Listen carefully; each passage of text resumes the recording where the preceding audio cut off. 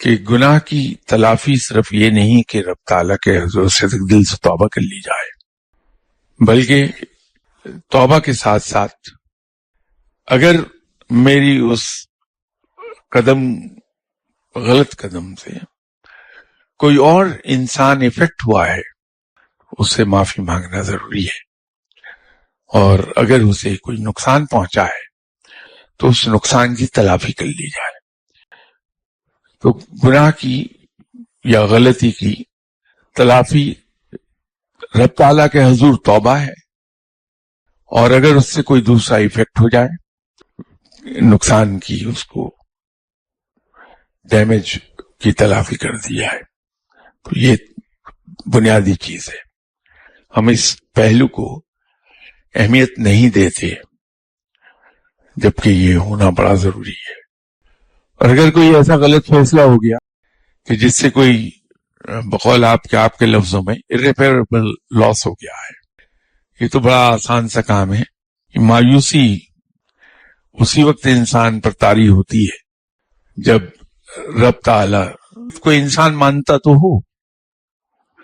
رب تعالیٰ کے قادر مطلق ہونے کو بھی مانتا ہو، پر بھروسہ نہ ہو انسان کا۔ ایمان تو ہو لیکن بھروسہ نہ ہو۔ تو ایسے موقع پہ بڑا آسان سا علاج ہے کہ اگر انسان یہ سوچ لے کہ جب میں پیدا ہوا تھا تو میرے جسم پر تو کوئی کپڑا بھی نہیں تھا، میں اپنے جسم سے مکھی بھی نہیں اڑا سکتا تھا، تو یہ میرا رب ہی تو تھا جس نے میری والدہ کے دل میں میری محبت ڈال دی، اور میری والدہ نے اپنے خون سے بنے ہوئے دودھ سے مجھے پالا ہے۔ میرے والد کے دل میں میری محبت ڈالی کہ اس نے اپنے خون پسینے کی کمائی سے مجھے پالا بھی ہے اور میری پرورش بھی کی ہے، میری تربیت بھی کی ہے۔ تو جس رب نے مجھے اس حال سے پالا ہے جہاں میں اپنے جسم سے مکھی بھی نہیں اڑا سکتا تھا، تو وہ رب